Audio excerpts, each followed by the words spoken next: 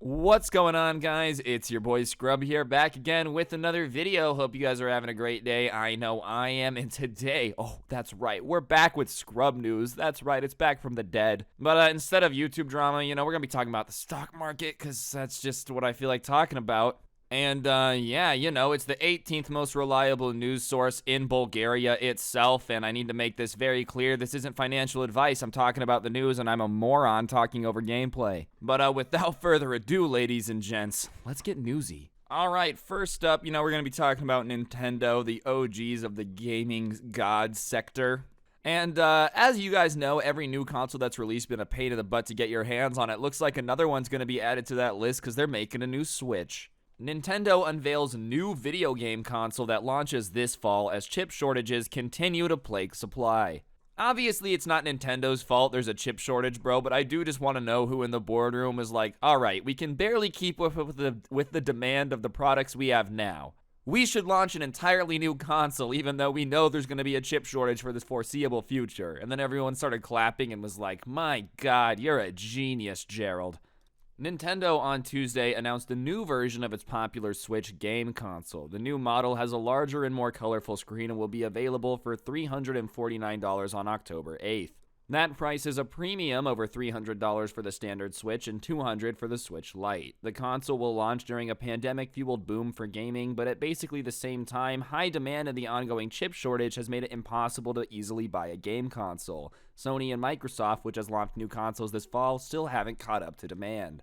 Yeah, bro, I've literally been trying to get my hands on an Xbox One Series X forever, and I could pay retail, but I just refuse to on principle, bro. I'm not doing it. Until I can get one from Best Buy or a Target, I'm not doing it. I can't just give somebody an extra $200 because they clicked a button faster than me. I can't. I really am flabbergasted that Sony and Microsoft hasn't figured out something, especially Microsoft. They're a trillion-dollar company. They totally could open, an emergency chip manufacturing plant or something. I don't actually know the logistics of that, but it's been a year now, and it's still just oh, well, I guess you guys will get them when you get them. Doesn't Xbox rely on a lot of revenue from subscriptions? I feel like a good way to get your subscriptions up is give people the new console so they'll pay for more stuff. Nintendo is pretty ballsy for launching this with all this going on. Here's what's new in the Nintendo Switch upcoming Switch console. The new Nintendo OLED model uses, as its name implied, an OLED screen that's brighter and more colorful. Okay, that's nice. 7-inch screen versus the 6.2-inch screen of the standard and 5.5-inch screen on the Switch Lite. I guess if you need an extra 0.8 inches, good for you. It's got improved speakers, twice the storage of the regular model that can be expanded, and estimated 4.5 to 9 hours of battery life. That's a big range. It has a new kickstand design that should improve its stability when placed on the table, even though the old one fell over. Alright, so it seems like just general quality of life improvements. I've got a Switch. I like it. It's not my favorite console in the planet. Also, I'm horrible in this Call of Duty gameplay in the background. I'm playing on console for the first time. I'm sorry. But, all things considered, I feel like Nintendo fanatics are going to eat this up. I don't really see this being a model that a lot of, normies are going to buy, just because for $50 less, I'll just buy the normal Switch, But yeah, I definitely think this will sell decently well if they can get chips for it. I just think it's a pretty ballsy move to be releasing a brand new console in the middle of a global shortage of one of the main things you need to make a little computer. But hey, good luck to Nintendo, more power to ya.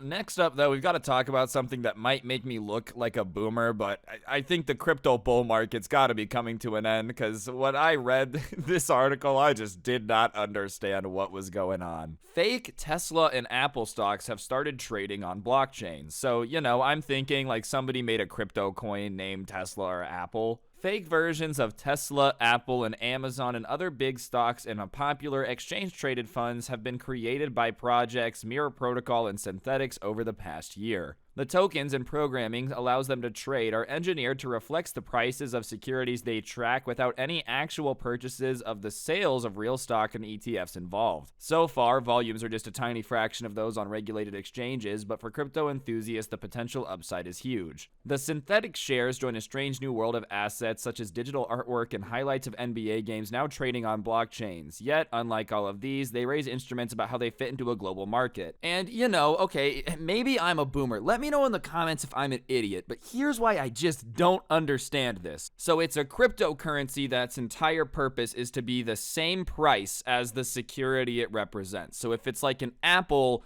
crypto, it's supposed to be the same price as a share of Apple share, right? Like that's what I'm understanding. So why wouldn't you just buy an Apple share? Why would you buy a cryptocurrency for the exact same price as an Apple share that's a fake Apple share when you could just buy a real one? Like, am I misunderstanding something here? I've got to just be missing something, because why would I spend $2,000 on a fake Amazon share when I can just spend, I don't know what it's up to now, whatever it's worth now on a real one? Like, why in the world would you ever do this? I mean, more power to the companies. I guess some people are obviously interested. It just seems like a very bizarre thing to do, to buy fake shares of a company that like you could buy a real share of for the same price. And even then, some of these companies don't pay dividends, but I'm going to assume that, like, let's say you were to buy Johnson & Johnson crypto. One of the biggest perks of owning a company like that is the dividend, and you wouldn't get that from the fake version of it, right? I just don't understand, bro.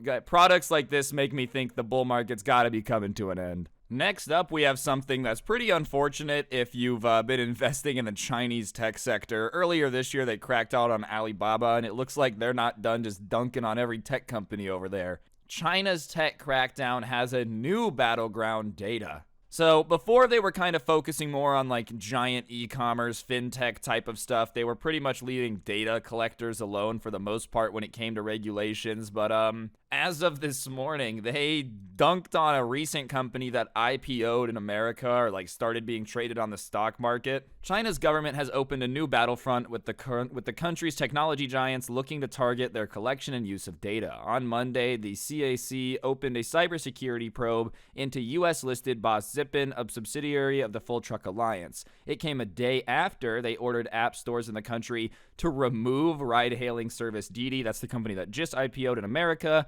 alleging that it engaged in illegal collection and use of personal data. And on Friday, the same regulator announced a review of Didi, which last week carried out an IPO in the USA. So yeah, they've cracked down on two companies now, basically being like, we've got to probe this one, probe that one. One of them recently IPO'd and was doing really, really well. Until, obviously, you know, it's the Uber of China, from what I understand, and Uber kind of needs to be on the App Store to be useful. You can't, like, use Uber if you can't download the app, so obviously that's a big no-no. A lot of people lost a lot of money on that. And honestly, what I have to get out of this, and this is my opinion, you know, it's not financial advice, it's not an expert, this is just an observation. You've got to be pretty ballsy to be investing in Chinese companies at this point. No disrespect, I'm sure there's a lot of great ones, but like Luckin Coffee, the Starbucks of China that was like faking a lot of their data. We've got them just making Alibaba like not be able to IPO certain parts of its business, the CEO going missing. This, where like they can just remove the app that your entire company is based on off the store and then the stock price crashes. Call me crazy, but all this makes me do is be like, all right, I'm just avoiding Chinese companies because I never know what the government's going to do. Like, you know, tomorrow they just wake up and decide to shut down Chinese Subway. Like, that's just it. It's over. Subway's done. And that's pretty scary as an investor, you know. Next up, we're moving over to TikTok and Instagram. Obviously, they've been announcing a lot of changes, doing a whole lot to try to compete with each other and everything else. TikTok and Instagram inch closer to the streaming wars as competitive barriers blur. Now, I don't necessarily know if I would list TikTok and Instagram as competitors in the streaming war. Obviously, they do take time away from people watching Netflix and Hulu and all that stuff, so I guess in theory they are one. Instagram wants to be more like TikTok. TikTok is extending the links of its videos to be more like YouTube, and Roku seems to be following the Netflix playbook and investing in original video. The streaming wars are generally discussed as a competition between the large global media legacy companies Disney, NBC, AT&T, Warner Media, Viacom, Discovery, and Netflix and Amazon. And there's a good reason for this. The products are similar and typically consisting of films, TV, and live news and sports.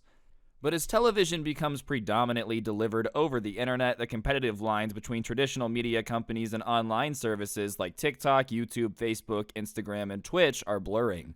The differentiation that exists today, user-generated content versus scripted, fee versus subscription, short-term, long-form, gaming, professional sports, is bound to dissipate over time as each company tries to dominate consumer attention. Yeah, I wouldn't be surprised if within the next year or so we start to see Netflix, Amazon, people that are like in the streaming game start to hire, content creators to make content for them or like upload their vlogs exclusively on blank. Especially a major service. Like, let's say KSI, for example, got a contract with Netflix. A lot of people still have Netflix. That would be huge for them to get somebody like that. And let's just be honest, YouTubers get a lot of attention. I'm not talking about myself. I'm a really, really small fish in this game. But, like, when it comes to Laserbeam, KSI, PewDiePie, it totally makes sense for an Amazon, a Hulu, Netflix, Disney to hire them to make content for their website as, like, an extra draw to consumers.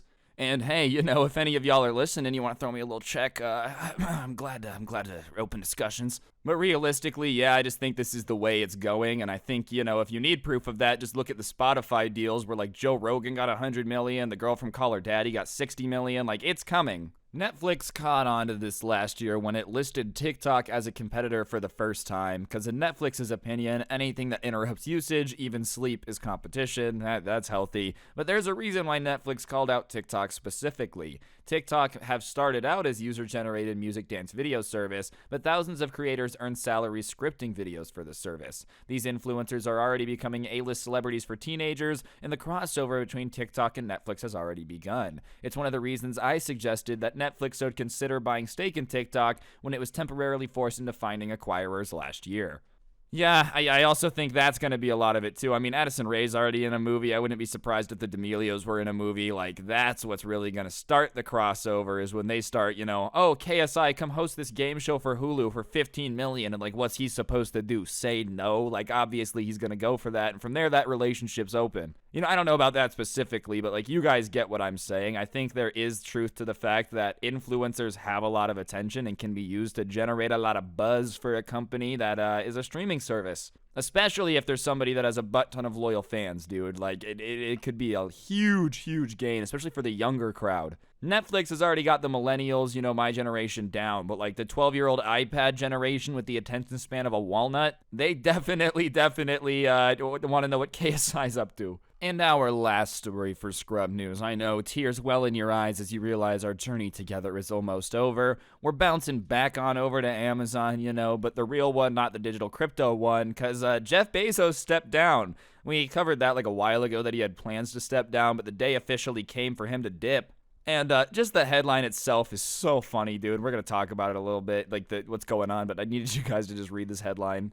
Amazon's new boss faces pressure from all sides as Bezos leaves for space. And like, bro, imagine being the new CEO of Amazon. You're getting screamed at by everybody. Like, how are you going to raise profits? Are you guys going to have a dividend? How are you going to continue to grow? Meanwhile, Jeff Bezos is literally in a rocket heading for space, bro. Like, he was so done with Earth, he just hopped on a rocket.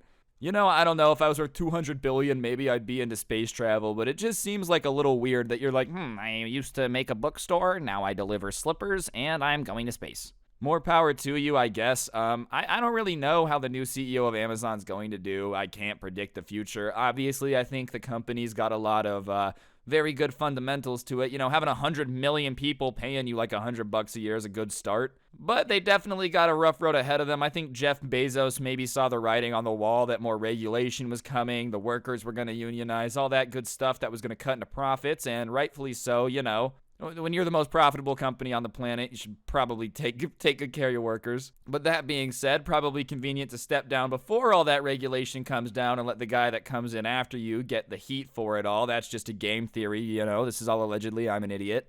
But hey, either way, the reign of Jeff Bezos as CEO of Amazon is over. Maybe the world is saved, not through the strength of the Powerpuff Girls, but because he decided to go to space instead, I guess. Anyways, guys, I think that's going to do it for the video. Hopefully you enjoyed. If you did, I'd really appreciate you taking a second to press the like button. Let me know in the comments section down below what you thought. Really appreciate everybody who watches these videos, but especially the members. Big thank you to all of you guys. You help out the channel an absolute ton, and I owe you big time. And yeah, on that note, guys, that's going to do it. If you guys want to really help me out, use code Scrubae at the G Fuel checkout, yeah? Or check out the merch link, which can also be found down below. And on that note, don't get anyone pregnant. If you do, make sure they're hot. And hopefully I'll see you guys all next time with another video. I'm out. Peace. Oh, and hopefully if you guys press the like button, I can become the 15th top-rated, most trusted news organization in Bulgaria. So come on. Just press it. Press the button that says like.